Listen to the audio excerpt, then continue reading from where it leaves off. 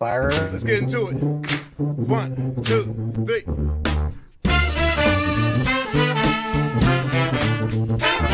Let's get some more. Have your hands. Get some more. Let's get some more.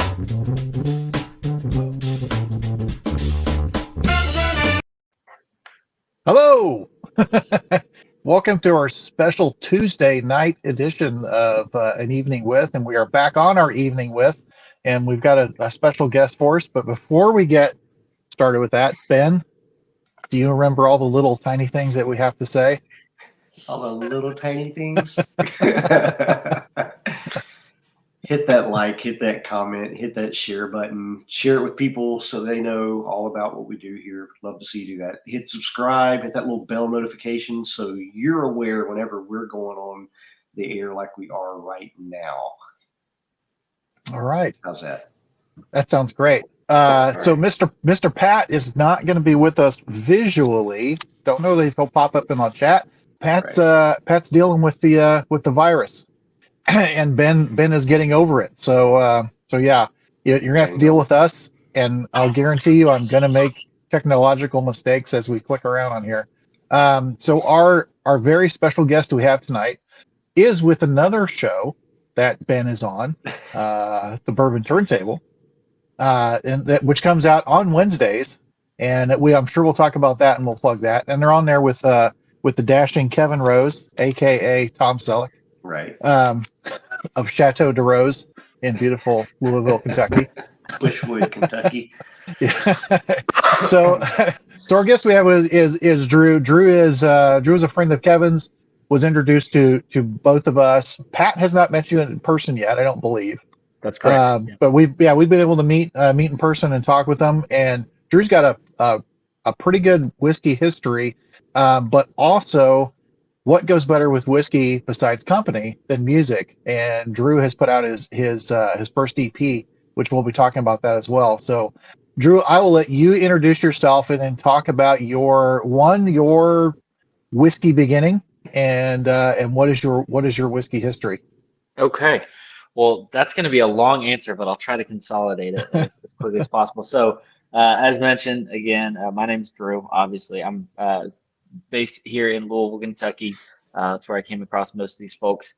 My whiskey history is long and arduous, and it begins definitely when I turned 21 for the sake of our YouTube moderators or whoever else might be listening. But came into enjoying bourbon from a pretty young age, just kind of as a cultural and family thing, and then moved into Louisville and fell in love with the culture of it even more. So I moved out here in early 2012 to study music at a school here in Louisville, and kind of just fell in love with all the people that were involved in it, and started taking the tours and getting into the history and everything like that. And then had an opportunity to work with Chris Zaborowski and his team over at Westport Whiskey and Wine here, and they were kind enough to invest in me to get me the Bourbon Steward certification, which I think Ben just completed as well, and started kind of putting me through the paces there, get me, competent with tasting and, blinds and palate stuff, and, purchasing single barrels with them and all that kind of stuff. That's actually where I met Kevin. So Kevin you guys know Kevin, he's a big old sweetheart, but he would come in on Saturday mornings, and there's a florist shop right next to Westport Whiskey and Wine, and he would always buy Cindy a big old custom bouquet every Saturday morning. That was her flowers for the week, and then he'd come over and drink with me until the flowers were ready. And so that's how we met. We just got, watch football at the bar there at Westport and have a couple pours and, shoot the breeze. So that's actually how I came across him. And then had the opportunity to move over to the Old Forester brand. I have a personal friendship with Jackie Zycam through some mutual friends. We'd spent quite a bit of time talking over drinks and everything. And when they decided to open up the downtown location there for Old Forester on Whiskey Row here in Louisville, the opportunity came for me to be a part of that. So I moved from Westport Whiskey and Wine over to Old Forester. Was there about 3 years in a variety of different roles, and got to be a part of a lot of really cool things, opening the kind of consumer-facing side of the Old Forester experience down there, and then moving into some work with the brand team, some work with single barrel sourcing, and being part of several really unique tasting panels as well. So that was a fantastic opportunity. Left that in late 2019 and have kind of been out of the bourbon industry for a while now, and still love it. Still get to be a part of, like you mentioned, the show, the Bourbon Turntable, every week. That's like the highlight of my weeks, is getting to record with these guys and shoot the shit about some great music and give each other a hard time for our different tastes in songs and artists and all that kind of stuff. But yeah, so it's like you said, nothing goes better than the music and whiskey. So get to enjoy both those things still as a regular part of my life. As you can see behind me, all the vinyls and then all the whiskey here. So good job, Drew. You made it past 5 minutes, man. That's right. Well done. I had the nice boy clock was on the timer on that we there was a show. Actually, Pat was on this one. There was a group of whiskey guys that did Dungeons and Dragons, and that was the first time I'd ever heard of the YouTube rule. Because there was a guy from Australia, and I don't know how many Canadians, and Pat and everyone else, and multiple phone alarms went off at the same time. And as soon as they did, they all just started. It was like the Tourette's alarm. They all just started just going off, and it was like, oh, that's a real thing. But these phones literally went off while they're live streaming themselves playing Dungeons and Dragons. That's funny. So I want to ask you a question. So with your time you had at Old Forester, I'm curious. Yeah. What was your favorite expression of Old Forester before working there? Did it change while you were there, and what is it now? That is a great question. Okay, so before working there, when I started, I think it was just the you got your 86 and your 100, you've got your 1870 and 1897 expressions. I think that's all that was out whenever I started there, or at least when I was hired. I think when we actually opened the customer-facing distillery, 1920 had been out for about a year. So that was kind of the big exciting thing that kind of led up to the release. So prior to it opening, I was straight up just Signature 100. I love that bottle. That's a well-loved one. That was kind of the one go-to for me, just because of how well it does in cocktails, how well it does on its own. You can pick it up anywhere in Louisville for $22, $23, something like that for a big bottle. So that was kind of the standard. While I was there, I absolutely fell in love with the 1920. The 1910 I enjoy. It's a little bit too heavy on the sweet aromatics for something that I reach for every night. So it's not necessarily a go-to. I'm sure you guys have tried the combination of the 1920 and the 1910 for the 1915. Is that what you're drinking, Mike? I have that to have after I finished my 1910 and my 1920. Yeah. So prior it would be the Signature 100. During would be the 1920, and then probably now it's the combination pour. I am just a sucker for that. All their rye is freaking great. I will drink that rye by itself. Make it in a Manhattan. So big fan of all those. All right. So, all right. I'll ask then. You were working on their single barrel stuff. Yep. So I got to kind of head up the single barrel program whenever it was hosted at the distillery, and so that involved a couple different things. I worked with a pretty small group of folks to go and actually source those barrels, along with my good friend Jackie, and we would go and kind of have an idea about what barrels were available and go taste them and mark them, and this profile works for this and this profile works for that.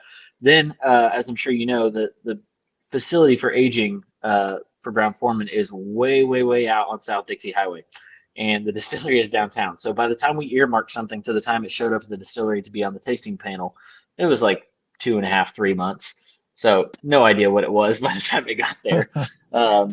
And so then we would just be able to bring folks in.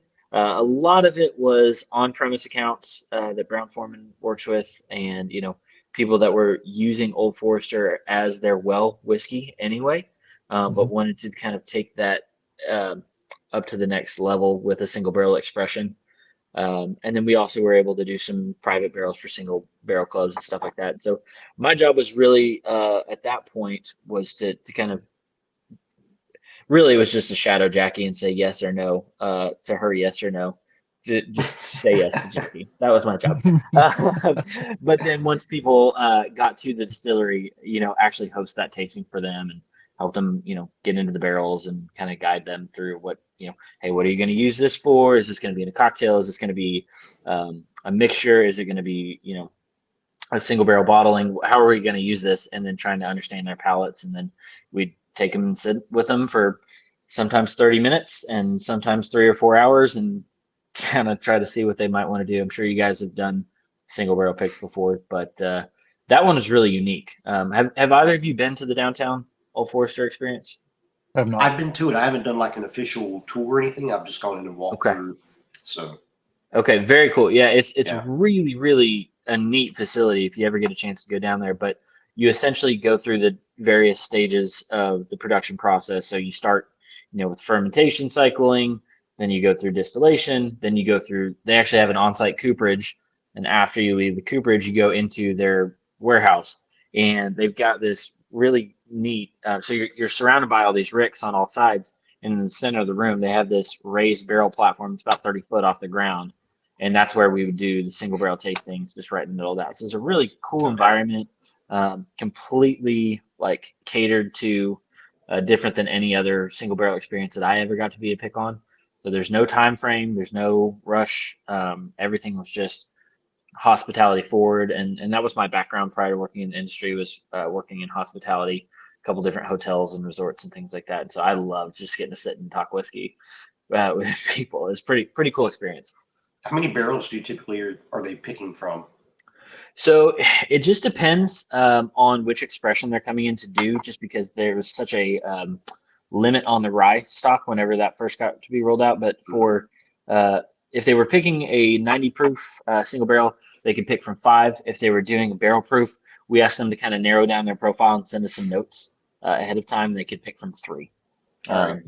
Just because, we also had an on-site bar. And a lot of times, for especially those on-premise accounts, they would want to take the samples down to our mixologist on site there and have him mix up something for them. And so if it took 5, that means everybody's drinking 5 barrel proof samples multiple times. Then they're drinking 5 barrel strength cocktails, and then we're going back up to taste it again neat. And it was just a nightmare. So. That's so if it's barrel proof, it was 3, and if it was 90 proof, it was 5 typically. And that's how you have a shit show. Yeah. There were multiple times where I just thank God we live in the age of Ubers and Lyfts and all that kind of stuff. So I'm actually sipping on tonight, Old Forester single barrel. Would this been something you might have been slightly involved in around the time? Could have been. Who's the pick? I can't see that far. This one is a MTS Coffee Cherry. Is the name of it. It's not a store pick or anything, but it's like just a distillery release. Sounds delicious. Sounds delicious. Yeah. So do you have a personal, because of the experience of having to work with that program, do you have, or did it change a single barrel that you liked before, not necessarily Old Forester? Oh yeah. I think it definitely made me, I think, lose a little bit of the luster and lose a little bit of the wonderment for a few brands. And it made me appreciate a few others a little bit more. I'm not attached to any brand, so I feel like I can say this, but it made me completely lose respect for Blanton's. I'm like, oh, there's no variety. Everybody that chases it is sucker. Yeah, I know. Right? Shocker. But I think I was like 22 at the time, and, it really only gotten to seriously be into bourbon for a little while. I was probably 23. And so, that's the one you hunt, and it's like, oh, this is nothing compared to what I get to drink every day. There's nothing special to this at all. Made me love Russell's Reserve single barrel picks. And I will hunt those down still to this day. Elijah Craig is another one that I really kind of fell in love with their program. Four Roses kind of became a hit or miss to me, only once the this barrel proof Old Forester expressions came out. because there's not maybe as much variety in terms of, obviously yeast strains, but felt like I could get, the same profiles that I wanted out of an Old Forester barrel that I did at Four Roses. And without saying too much, I'm sure that you guys know they disclose this, but the mash bills are relatively similar. Age ranges are relatively similar based on heat cycle and stuff. So it that was another one that kind of lost its luster for me. But yeah, that was a long answer to a very short question. I apologize, but no, that's why we're here. Yeah, as Emily said, yeah, no horsey patrol. Yeah, right. So what exactly is your profile or your preference when you're choosing barrels? What are you looking for? What kind of flavors? What kind of nose? What qualities and characteristics stand out to you to make you say, okay, this is a barrel you might want to go with or recommend to somebody? It's a great question. So I think a nose that is enticing, and I mean that word to be vague on purpose. It doesn't necessarily have to just be a sweet aromatics bomb. I'm looking for something that just kind of grabs you. I'm like, oh, that's unique. So whether it's like, oh, this nose is like lemon pledge, or this nose is like pecan pie, I want to be able to be enticed by it. So any nose that works like that, I'm fine with that. On the palate, I tend to gravitate towards the darker aromatics and sweet aromatics. So things like coffee, rum soaked raisins, cherries, those dried dark fruits, things like that. Any kind of tobacco note, and then any kind of like pastry note. So brownies, chocolate cookies, all that kind of stuff. I have a sweet tooth like a motherfucker, so all kinds of those. That's great for me. And then finish. I don't necessarily have to have my chest eviscerated, but I do like something to kind of stick around for a little while longer. And what I've found over time is it doesn't just mean barrel proof for that. Sometimes it's, a lower proof whiskey that's non-chill filtered, or a lower proof whiskey that's spent a little bit more time in the barrel or something like that. And so I just want something to stick around so that I'm not just reaching for that again and again to keep that flavor profile going. I want something I can take a sip with and sit for a few minutes. And so, those are kind of the three elements that I look for. And that spans, the gambit as far as whiskeys that I have in my bar and, stuff that I'll reach for. So if you had to make a total tater whiskey, I hate that word. I do really, the word is, I find to be very annoying. But if you had to make one that was going to capture you, that if someone said, oh, it's this finished like this, and this, it has this type of decoration on it, and this is the sticker, what would it be? Damn. I think it exists out there already. And I think it's Elijah Craig barrel proof. I don't know that those can be necessarily called tater whiskeys, but if you get into some of the Facebook groups and stuff, everyone just loses their shit over it. Yeah. And I love it. I would go for it. Love that sexy curved bottle. Love the script font on it. I like the black and gold label. I'm a sucker for that. If I was just designing one, you got to put something with a horse on it. It's got to be in that Armagnac style bottle. And it's probably got to be like, 90 proof, 15 years old, and only 6 of them ever made. I don't know. I really don't answer that. Who knows? All right. So this is my follow up to that. Sure. Do you have a favorite? Because you worked at Westport Whiskey and Wine, which that place is cool. I really enjoyed that. It's probably a good thing I don't live nearby there, because I would just hang out there all the time. That is way better than going to any bar. Just 100% better. Do you have a favorite standing in line tater experience that has to do with either Westport or not when you were at Westport? Yeah. Well, I can tell you stories of times that I've been around taters standing in line for things. Is that what you're asking? Or you're asking something I actually enjoyed? Either your personal experience or just experience with. Okay. Yeah. So I'll give 2. We had an awesome experience with the birthday bourbons at Old Forester, and the way that people showed up and camped out for that. We had a couple that worked with us there that lived in the Whiskey Row lofts right above the distillery.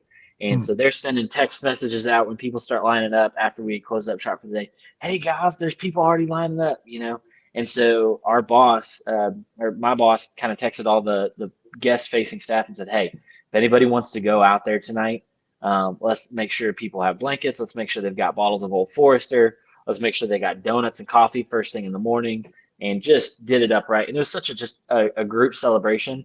And you guys have waited for releases sometimes. They can be a little bit nasty or a little bit, competitive. Kevin, that's next, buddy. Definitely next. And so that was a really, really fun experience. And, waiting in line for allocated whiskeys, I think if you've been in the hobby for a few years, you're kind of over that. You know that you're going to be able to pick it up from a friend or find it somewhere on down the road, or you know how to get it, so you don't wait in line. But that was just a really cool experience where it actually felt like everybody was having just as good of a time, whether you got a bottle or not, whether you were second in line or 37th. It was still a really neat thing. So I love that.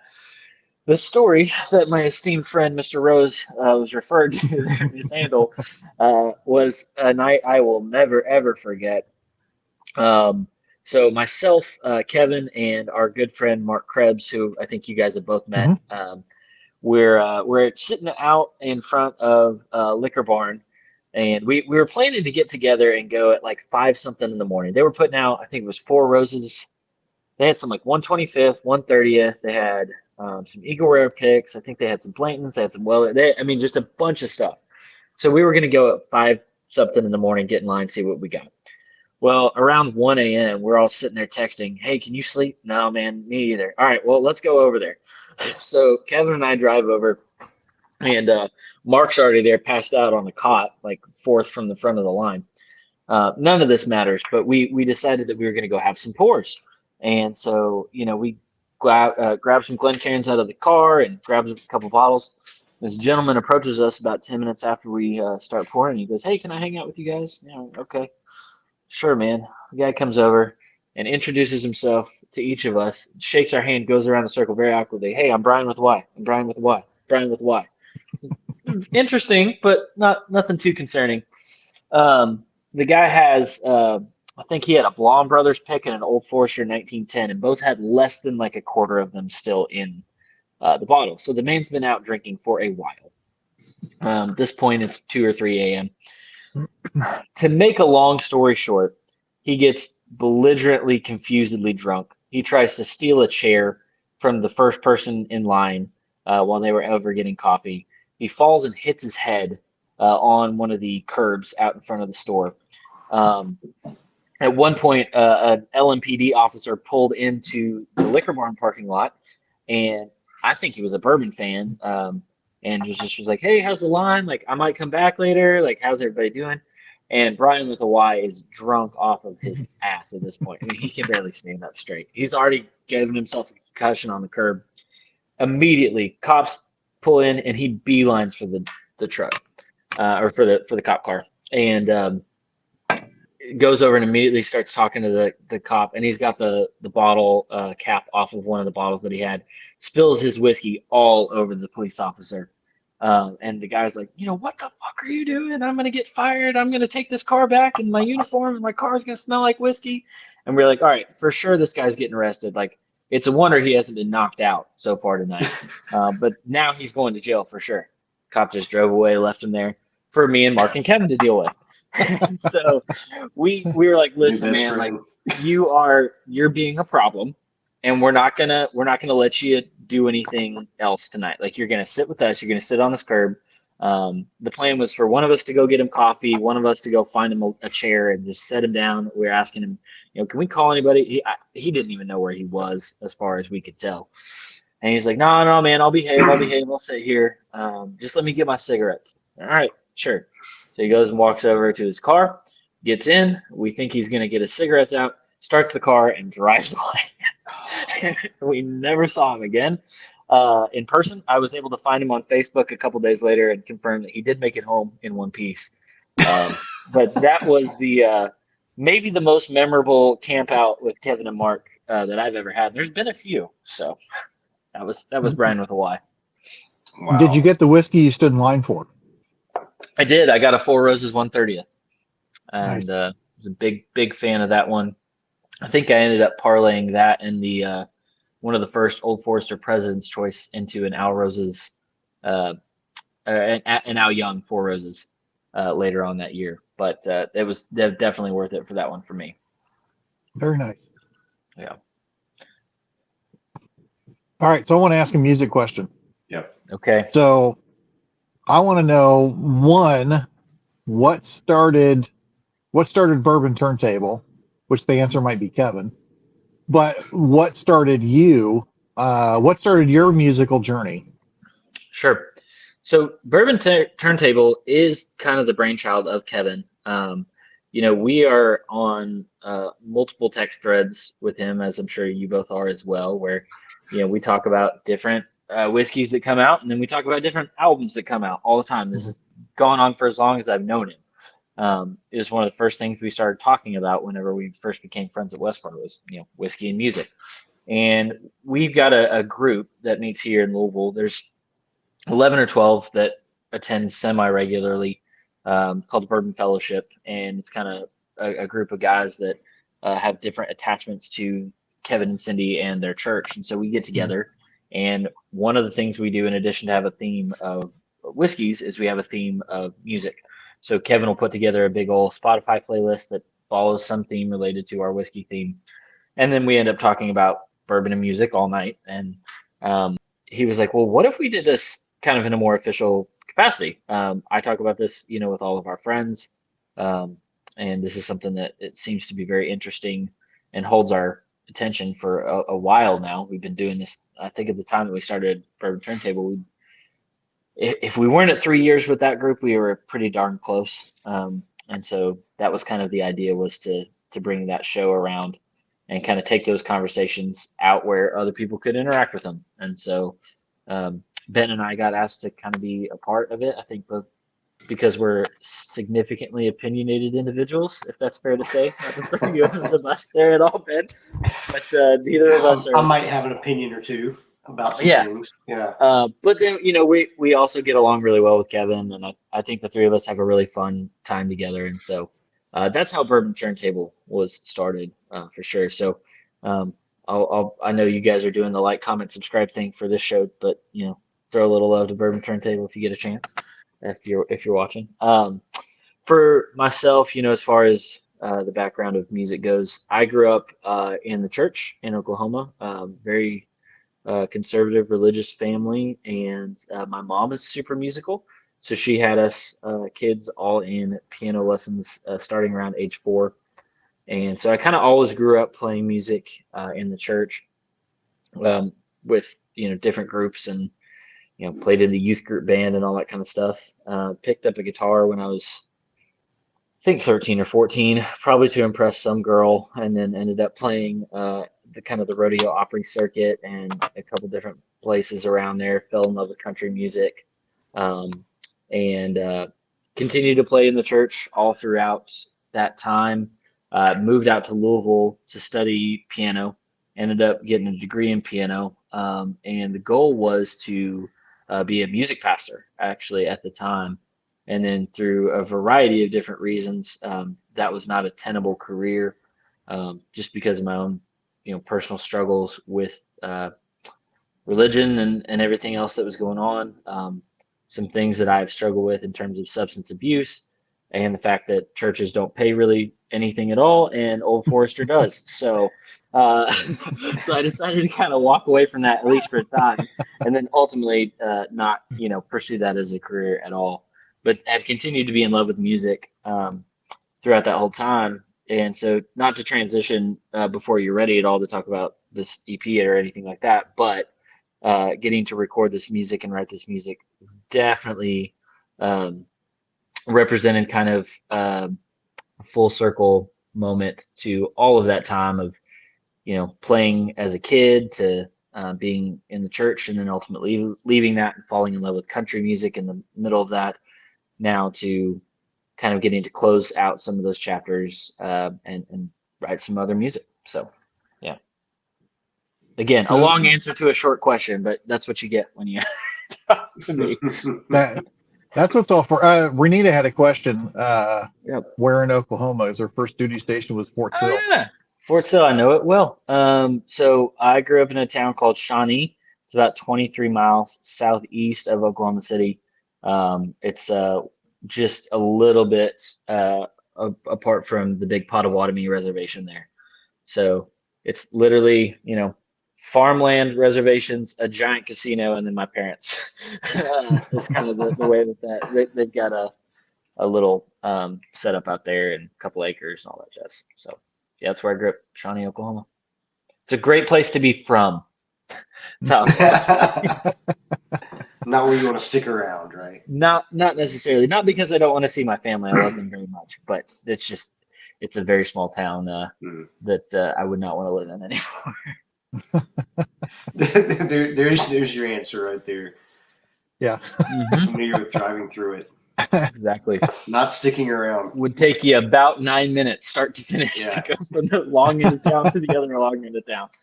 Yeah. Yeah. So with your musical background, you one of my questions that I have for you is because sometimes you have a background whiskey, because you're doing something. Sure. I'm curious if you have a background music and a background whiskey preference. I think my kind of baseline has been, if I can say this, I hope this doesn't get anybody in trouble, has always been Old Forester since even late middle school, early high school field parties. So that's kind of my baseline. If I'm starting a night, I will pretty much always reach for an Old Forester 100, and that's just kind of how I set my palate for the evening. Or I know also how to go out for the night and pace myself and only drink that and just say, okay, this is fine with me. I like this one. So that would be kind of the baseline or background for that. As far as background music, like just soundtrack to my life kind of a thing, or just something that has always been like it. Just like on in the background, just like you could sip Old Forester and not have to think about anything. What music would you say is the equivalent of that? Yeah, I would say anything 70s and 80s country. The big George Jones fan, Johnny Paycheck, Loretta Lynn, Dolly Parton, Waylon Jennings, Willie Nelson. Any of that is just like, I'm a happy camper.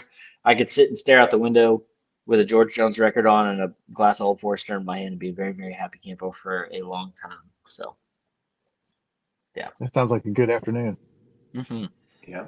Probably what I'll be doing tomorrow if it gets rainy and crappy like it's supposed to here. So, all right. So transitioning from that into now you're now well, didn't you do some songwriting before you did the EP release? Is that right? Yeah. So I've been writing songs for a long time. I mean, various contexts for that. So I wrote some songs for the church that I grew up in and was a part of a couple of different bands in college that had written some music, and that was a collaborative process. But about it's probably a year and a half ago, little over a year and a half ago, not quite 2 years, I took on a songwriting kind of challenge with a local bar here, and their challenge was for 3 months, we're going to give 10 of you one song a week, and you have to come back to us with a new song one time a week, and we're going to bring people in that can kind of help you evaluate and critique that. And that was at a time where I was going through kind of a lot, just in my own personal journey with being clean and processing some things that have happened over the last couple of years with a divorce and all kinds of just questions and shame spiraling and all that stuff that happens when you go through major life transitions that you don't process because you got to go to work and you got to deal with things. And so that whole process of, okay, I've got to come up with 10 songs kind of helped me in refining and kind of falling back in love with songwriting as a craft. And then when that time finished, I said, okay, well, I picked up a few more skills than I thought I had, and some of the stuff still remains unprocessed. So what if we try to write some of this stuff out? What if we try songwriting as therapy? excuse me, I guess was my approach. And so that's kind of how this project came about. Was just all those past experiences kind of finally converging, I guess. So, and when you decided to do that, because that's, you're young, Yeah.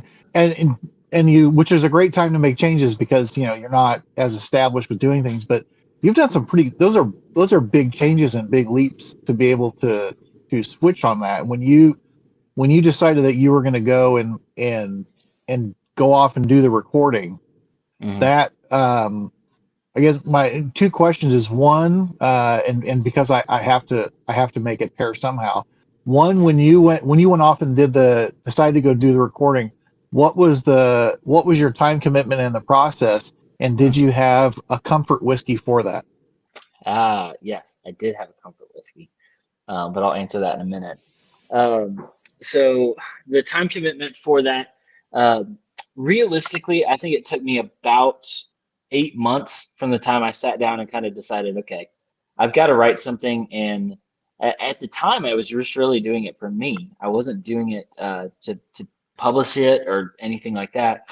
But it took about 8 months to the time where I thought, okay, I think I've got 10 really good songs. They're different songs than what I was writing as part of that little challenge with the group here. So I Mhm. think I've got 10 songs that are pretty good. And I feel like maybe some other people might connect with these. And so I started talking to some friends that I know from Nashville that are part of a couple different record labels and publishing companies and just said, hey, I've got these songs. I don't know if there's anything that you might be interested in. But, it was people that I played music with in the past, people that I just met on Instagram, that kind of thing. So, um, so about 8 months from the time we started writing to the time that started, 2 weeks after that, was able to make a great connection um, there with a label. I can tell you in person, this is probably not the venue for that, what that label is, because I got a very provisional contract with them that, they'll give me a little bit of money to go down and record this project, the help book with studio time and stuff like that. And then if we hit a certain number of streams and if they like what we produce, then maybe there's money to sign an actual deal and go on, with other artists that they have and record another project. So that's all way out in the future. Um, but it took about, like I said, a few months to get that ready, and then the recording process itself took about a week. So we kind of took the money that we had and said, okay, well, we could either do a halfway decent job production wise on 10 songs, or we could pare it down and do a really good job production wise on a smaller amount. So we went with six. Took the six that we thought were the strongest. I was able to meet an incredible producer by the name of Lorenzo Venturella, and he can help me walk through some arranging ideas and pull in some musician friends of his. So we spent about a week down in Nashville at Gnome Recording Studios doing that process. Was able to work with just some of my all-time favorite musicians. My best friend from here in Louisville is a guy named Evan Sams. I was the best man at his wedding. He was like the second or third person I met in Louisville, period. And it was like my first day of music class, and we were talking music theory, and he gave a John Mayer reference as a music theory example to answer some question. I was like, all right, that's my dude right there. So we've been friends. He got to come down and play on the record. So working with those guys over the course of about a week. And then we went through about a 2 month process of mixing and remixing, mastering, and then, well, what about if we come back up to Nashville and change a whole bunch of that? So we went back up and did a second round of recordings about a month and a half, 2 months after the original recording process. Finally got it to a place where we were happy with it. And then we would release a single somewhere in the middle of that in, I think, October. And then in January on the 14th was when the full EP came out. So that whole process has been about a year and a half, start to finish. From the time we decided, okay, this isn't just going to be for Drew, to the time that music was out for people to hear. So And then as far as comfort whiskey goes, so there were several that were involved in that week in the studio. All the guys that played with me are, no shocker, big whiskey fans. And so we started every day with a shot of Evan Williams Bottled and Bond, the white label.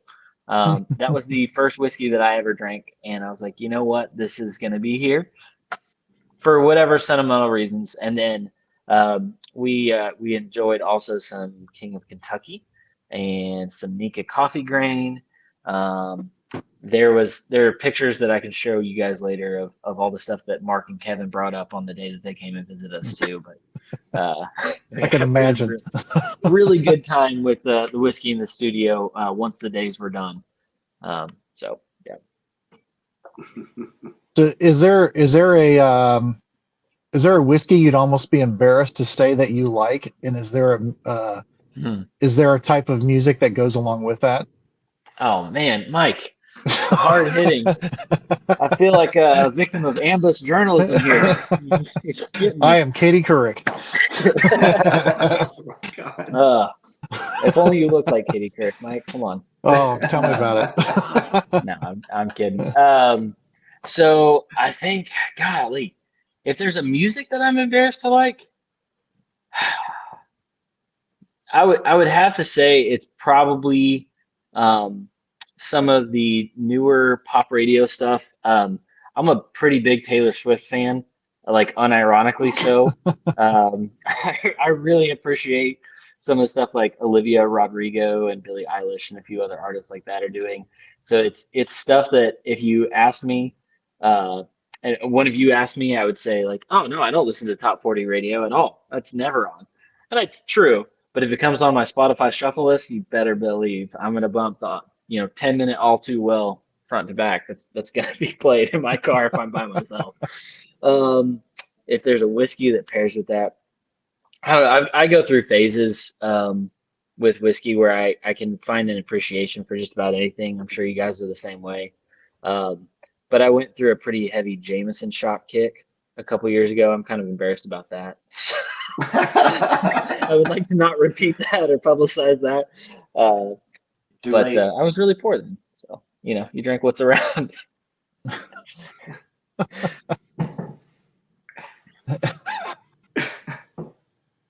Yeah. well, Thanks for bringing that out of me. I appreciate it. at least it wasn't Malort. This is true. Indeed. Not that that's a bad thing. Right. So I have learned about the love of Malort amongst this group since coming on with Bourbon Turntable. I didn't even know what that was. And then everyone starts talking about, Alan Bishop Day and a McRib and a Malort, and I'm hearing all these legends and stuff. I tried some of that shit a while back. It is disgusting. That is a whole mess. We had a gathering at Allen's back. It's been a couple of months ago. That was like first thing off the table. You walked up and start your day. Here's your pour Malort. Get after it. Oh, man. Yeah, it was unnatural.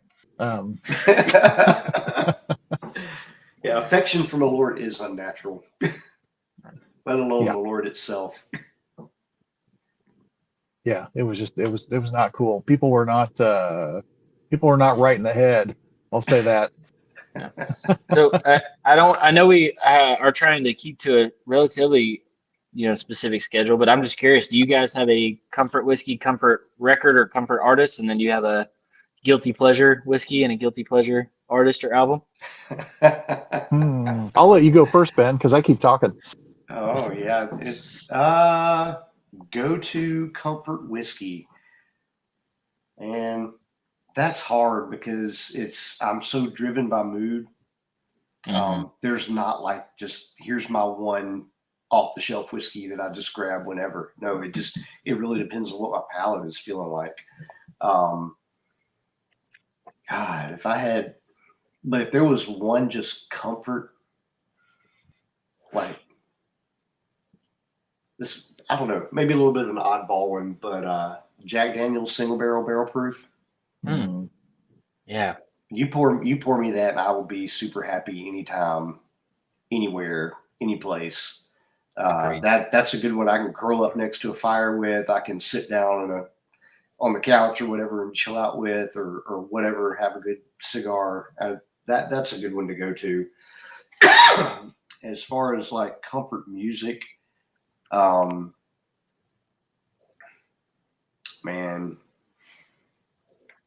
there's a few albums that I tend to gravitate to that are just like, put this on despite the mood, despite the place. Probably number one on that list, and a lot of you people that watch Bourbon Turntable, especially, you know some of my music preferences. But the Black Crowes, their second album, that one right there, just put it on, start at the first song and play it all the way through to the end. And that is an absolute go-to comfort album for me. Alice in Chains, the Jar of Flies EP, that one again, start to finish, just doesn't matter the mood, whatever, put that on, I'm happy. It's a good go-to album. And as far as your guilty pleasure, that can get a little tricky. Taylor Swift, I like the Ryan Adams cover of 1989. Yeah.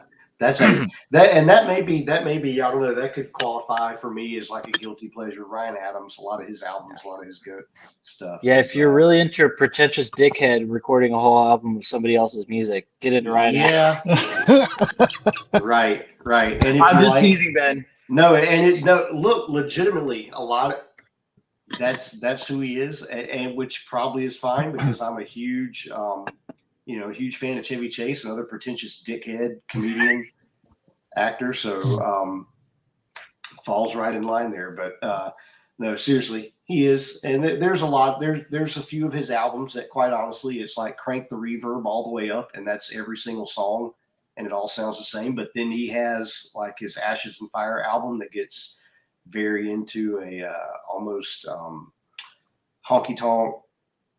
I almost picture like old saloon style, him sitting at a piano, playing that album, and albums like that are just like, man, that's fire right there. That's good stuff. But yeah, so cool. There you go. I hope you know I'm just giving you a hard time. I know. I like to be a little bit. I want to know, before I answer, I want to know, since you used the phrase, what's a pretentious dickhead whiskey? Oh, I don't want to hurt anybody's feelings. I'm going to say all the guys that watched Parks and Rec and now order only Lagavulin 18. I think that's the one that I see when I'm out, especially if you're in one of the downtown Louisville hotel bars and you see some guy in some big fancy suit and he's ordering that. I'm like, okay, all right, sure, that's what you like. Yeah. The kind of maybe I'm Nick wrong. Offerman, the Nick Offerman fanboy having his Lagavulin. It is a good whiskey, but I get that too. Yeah. Also, I saw Renita and somebody else, Emily, talk about the Cocaine and Rhinestones podcast. That's a great one.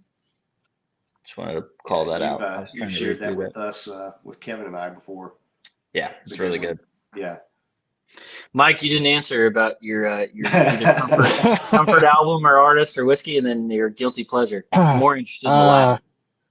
So the comfort whiskey, I'll go by what's lately the two comfort whiskeys.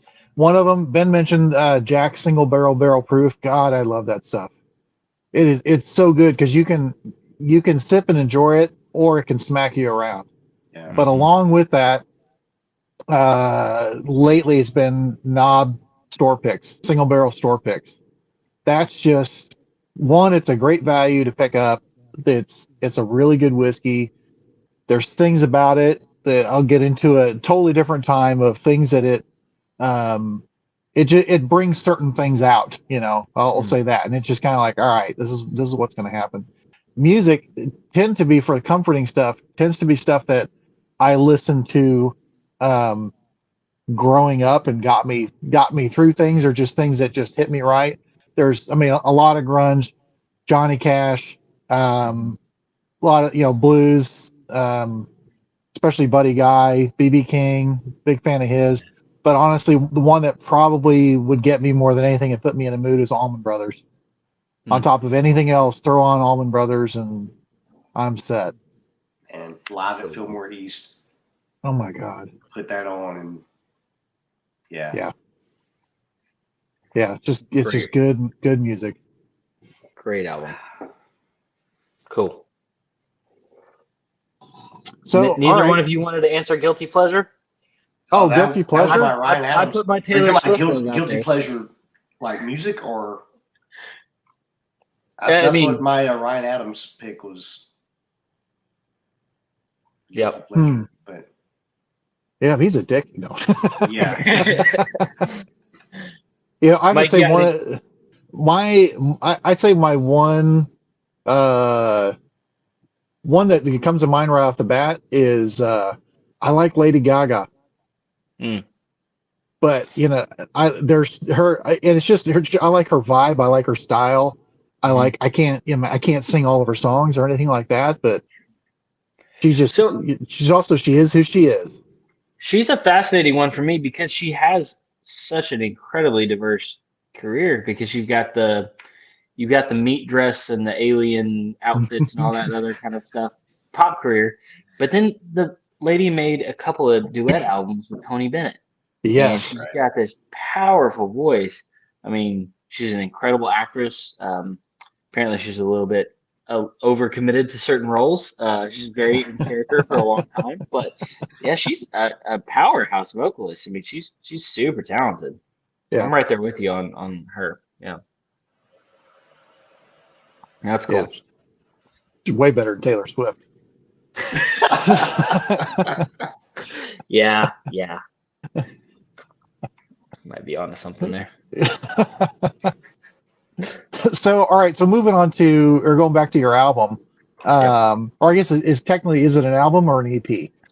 So it's EP is fine. Album is kind of a term in the industry that's reserved for an LP or a song that's 8 tracks or more. So this is an EP in terms of how labels and things like that are saying it. I'm just calling it the record or the EP. So yeah, that's how we're categorizing it, I suppose, to answer that question. So with it being out for now, 10, 11 days that's been released, what's been the reception? I mean, I've seen a lot of pretty good stuff, people have posted about it, not just people who are clearly friends of yours either. Right. Yeah. So people have been super kind about it. I mean, the folks connected with me here in Louisville and, my close friends have all been super supportive and shared it and everything like that.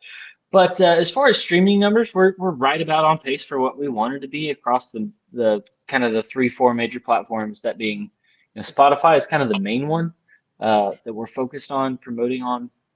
And then, we look at Apple Music, Amazon, and YouTube Music as well. So we're doing well, trending okay for that right now.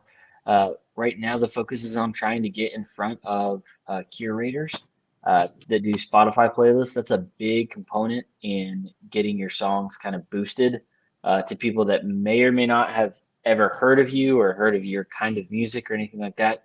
But if you are on a Discover Weekly playlist or hey, I'm a country fan, and if you're on a playlist that primarily has Luke Bryan and Blake Shelton, but then you have Luke Combs and Tyler Childers and Jason Isbell on that playlist, there's a possibility that if the right curator hears what I do, then that gets on that playlist as well. And that, has a much wider audience than I could ever generate on my own at this point. So the reception's been super positive. People have been really, really kind. We just got the word earlier this week that we got picked up by one of the local radio stations. They're going to put a couple of songs on heavy rotation for a couple of months. So that's awesome. Yeah. And that feels, frankly, if I could say that in this venue, it's like a little bit validating that it's not just the work between myself and other people that on social media. It's like, oh, somebody outside of all this validated that, and that's pretty cool. And then my big hope, whether the album ever sells a single copy or anybody ever pays to see a show where I'm on the lineup, I just want to play music with my friends. I have a day job. I like my day job. It's fine. It's not necessarily what I want to do forever, but my main hope in all this is twofold. I guess it's, yes, to play music with my friends, and I get to do that 3-4 nights a week, every week, and I love it. But the other thing is, just because of some of the things that I've struggled with personally, whether that be questioning with faith, whether that be addiction and substance abuse, whether that be divorce, whether that be just not wanting to be here anymore because I don't know how to live in tension between all these things. My hope is that because I've been able to walk through some of that on the other side and turn some of that hurt into something that kind of maybe resembles art and beauty, or whatever you want to call it, maybe somebody else will get to hear some of that music at some point and connect with that, and that'll give them an encouragement to keep going with whatever they're going through. And so you asked about the reception. The Spotify playlist, the streams, the radio play, that's all well and good. But at the end of the day, if I can encourage some people that have walked through similar things that I have, and if I can make music with people I love, I'm a happy camper. So. Yeah, I think you've hit the mark on that. You and I chatted just a little bit over the weekend about that a little bit. I wanted to ask you quickly, because one of the things that struck me is the song progression from the start, first song of the album of the EP to the last song. Was there an intentionality? Yeah, there was. In the order of that? There was. It doesn't necessarily follow any type of story that mirrors my life or anything like that. But if you're familiar with, different theories of healing, stages of guilt, those kinds of ideas, the idea was to kind of reflect those phases of healing and all of that in the way that they reflected in my life in the song progression. So these songs were all written in different orders and different manic or depressive episodes, whatever I was going through at the moment. So the first song on the record is called For Now, and it was kind of written out of a time of realizing that the relationship that I was in was not going to last, and just kind of that moment of, oh shit, I got to do something. Not sustainable. I don't know what I'm going to do, but I got to do something. And so then, Memory Burn kind of shows this the second song. Hopefully what it was showing was those things mattered, those things happened, but maybe they weren't what you thought they were. Just kind of that nostalgia that we all get for stuff that is no good for us, whether that's a relationship or something else. Three Presences was kind of just a song about identifying the underlying themes that kind of were pervasive in all of the choices that led to where I was, both what got me in that situation, what got me out of that situation, how I was coping with those situations moving forward. And then, When the Sun Comes Out, which is the fourth song on the project, really was me coming to grips with the idea that I was not grieving or processing in any healthy way. That song talks a lot about my inability to deal with substance abuse, and kind of I needed to get out of it, but I really couldn't, and all I could do was hope that tomorrow would be a little bit better than today was. And then Angel was kind of that desperation to get better and trying to kind of white knuckle it phase that we all go through. I've got to control this. I've got to understand. I still need this input from other people. I'm not good enough to figure it out on my own. I've got to have this relationship back or this friendship back or whatever the case may have been. And just being really in a place of desperation with that. And then the project ends with the song called Wait. And my hope in that is just to kind of say more to myself than to anybody else. You don't really have to know what's right. You don't really get to control it either. But as long as you keep going and keep looking, that's good enough for right now. Yeah. And so that was probably way more of an explanation than you ever wanted to walk through thing by thing. But there was an intention in that, and just showing. There's just a couple of great poems that I love, but the consolidated, version of that is healing doesn't happen in a straight line. And my ideal would be that if you're going through a really hard time, or if you're going through withdrawals, or if you're going through a breakup, or if you're thinking about whether or not you want to drive your car off a bridge, if you sit and listen to each of these songs, maybe something connects with you, and maybe you go through it a couple times, and maybe it just gets through to you that healing doesn't happen in a straight line, and you don't have to have it all figured out. You don't get to control it.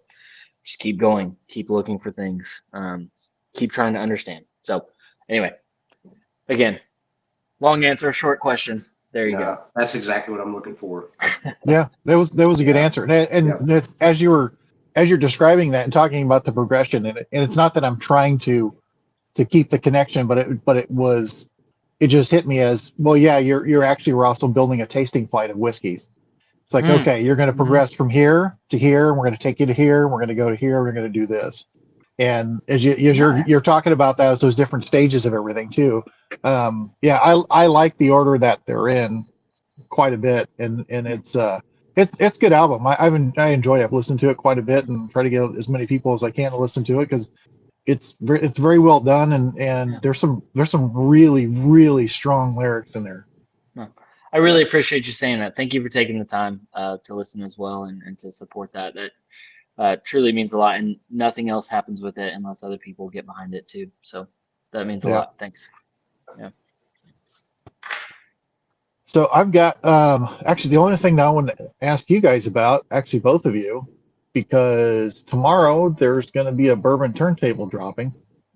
Do you guys know which one it is? Oh, I can't. Or maybe there's somebody in the chat who does. I better question. I have a spreadsheet somewhere. Right. I have to go digging on the spreadsheet here and see what the order they drop. Yeah. But Bourbon Turntable did recently. It's now on Apple Podcasts, and I think it's on Spotify for listening pleasure. And if you like to look at the Three Handsome Devils, then you can see it on YouTube. New episodes coming out on Wednesday mornings. Okay. Here, Kevin. New music, new whiskey. New music, new whiskey. Okay. That was a fun show to record. You guys will like that one, I think. They're all Especially pretty my contributions to the new music.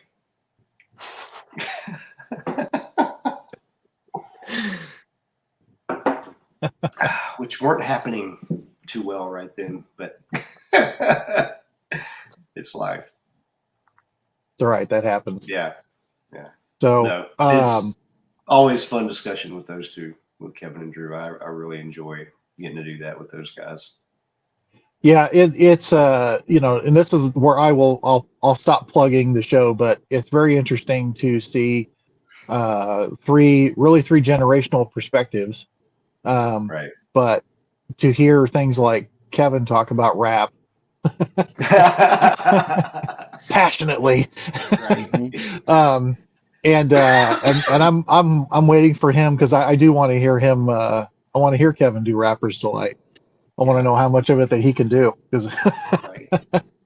Next time we all go out and have dinner at Bourbon's Bistro, we'll ask him between dessert and checks and see what we can come up with. That's right. I want to know how much of a Fear of a Black Planet he has memorized now. So he was doing his research and blasting that in the minivan. Was rolling around, but it's Public Enemy. We'll see. Now, I thought that was hilarious that three white guys discussing 90s rap, but at the same time, I felt like we actually had a pretty good conversation about it too. Mm-hmm. Kind of hit some subject matter there that I think could be very interesting. So definitely. Yeah. Very interesting. So, all right, before we go, Drew, you got any plugs other than the constant plugging of giving Bourbon Turntable? Yeah. So definitely listen to Bourbon Turntable. Like, comment, subscribe. If you are interested in giving a listen to my music and you haven't already, you can find it on Spotify, Apple Music, Amazon, and YouTube Music. It's under my name, Drew Crawley. The record is called Tower Songs. There's a fun story behind that I'll tell you guys about someday over a drink or two. But if you're interested in following along with me on my personal social media and stuff like that. I'm on Facebook. I really hate Facebook and don't tend to use it very often. But you can find me at drew.crawley63 on Instagram. And then it's just Drew Crawley 63 with no dot in between my first and last name on Twitter. Instagram, I'm a lot more pleasant and people person. Twitter, I'm kind of an asshole, so feel free to follow at your own risk. So but, so normal rules right. for Twitter. Exactly. But yeah, no, I mean, I would love to connect with people. I mean, for anybody that's watching tonight or may watch on a replay or anything like that, if you do have questions or if, there's whiskeys that you'd recommend for me or music that you'd recommend for me, I'd love to just connect with more and more folks as part of this whole community that we're building right now. It's pretty fun. It is. All right. Well, I'm going to have the last of my my Old Forester 1915 to cheers us out. But I do want to thank you for taking your time. Thanks for everyone who turned in on a Tuesday instead of our normal Monday. We do have coming up. Well, not till I think the 7th. I think we're going to do our J. Henry show, and we might be getting the fabulous Mitch Weddle with his meat dress to join us. So that'll be fun. But I think we got some we got a lot of samples to review. So I think we're going to be knocking out a lot of samples, like a lot of samples over the course of a couple of weeks. But we've got a few more shows we're getting lined up for, so we can. Our evening with is kicking back in again, and I'm really glad we started the evening with back up this year with Drew. It's been fun getting to know Drew all through Mr. Kevin Rose. He seems to bring a lot of people together, and we appreciate that quite a bit. But Drew, I do want to thank you for joining us. We've had a really good time. Absolutely. And the link to Spotify, it's been put in the chat more than once. Please look it up. Everyone who's listening, or there is, if you do search on YouTube for Tower Songs, there is a playlist on YouTube also, so people can listen there. Also Apple Music. So please give it a listen and give your input. I'm sure Drew would appreciate it, and I think you'll enjoy it. Absolutely. So, with that, Ben, you got anything to add? In my current COVID brain right now, no. Other than get better. Get better. Fog right now. Yeah, get better to Ben, Ben's family members, Patrick, and other friends. It seems like it's really going around with a lot of people right now. So many people we know going down with it. So, yeah, hopefully everybody feels better soon. Yeah. So, all right. With that, good cheers. And as Pat says, what does Pat say? Fuck it. Who cares? Cheers. Not that finger. Cheers, everyone. Cheers, y'all. Let's get into it. 1, 2, 3.